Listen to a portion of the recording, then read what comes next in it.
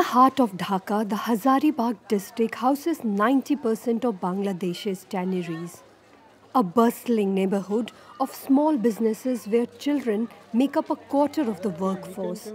11-year-old Shehab is in charge of dyeing the pieces to make construction gloves. He uses his bare hands and feet to handle toxic chemicals as his employer doesn't provide any protective equipment.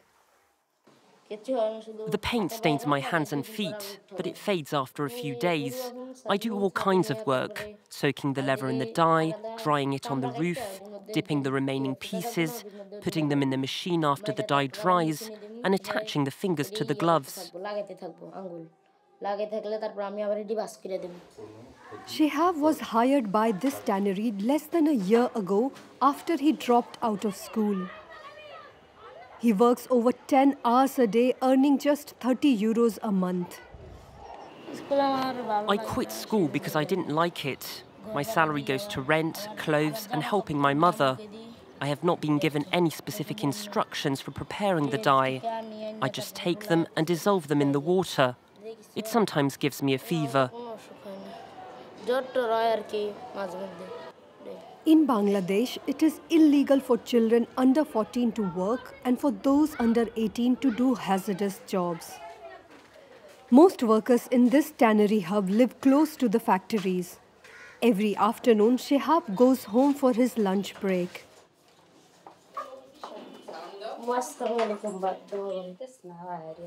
His mother works as a domestic worker and earns just 10 euros more than her son. When he comes home, he complains of body aches or not wanting to work, but I try to comfort him. That's how it works in the leather factories. His clothes also get ruined. That's why when he comes home, I tell him to wash his body every day and apply lotion to his hands and feet, because I know that the products he works with are poisonous.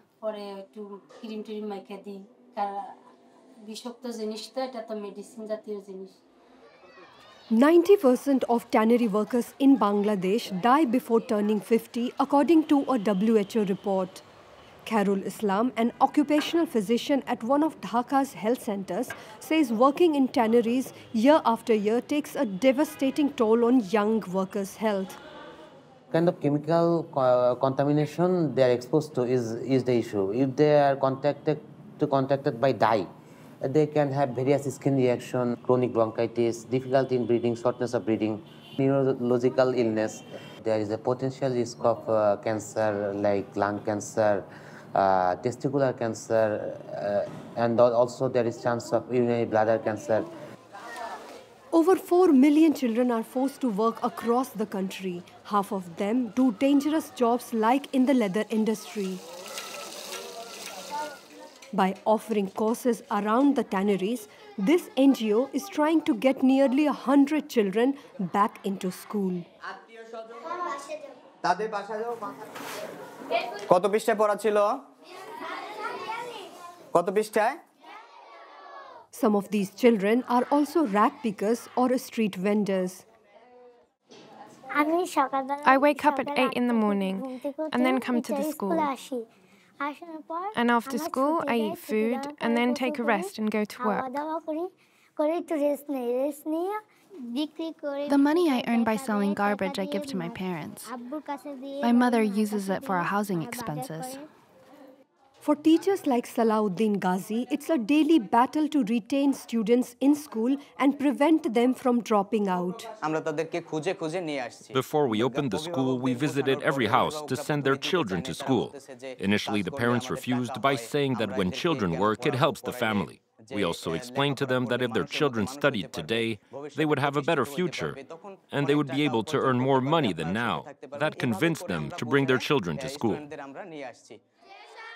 Bangladesh has committed to eradicating child labor by 2025, yet the numbers have remained stagnant for the past decade. A study by the International Labour Organization reveals that authorities lack the resources to monitor the thousands of small businesses. Corruption among some officials has worsened the issue, a concern also raised by UNICEF. For Shima Sen Gupta, Director of Child Protection, the problem is deeply systemic. The government has actually ratified the ILO conventions to end child labor, on hazardous work as well. It's got a national policy, it's got legislation. You have laws need to be implemented. But again, the reality is for families, they have mouths to feed. They must have schools easily accessible, affordable, and they must be able to feed themselves and take care and provide for their families. The interim government of Bangladesh has pledged to create a conducive environment for children and their education. But the country's political instability threatens the welfare of those who hold its future.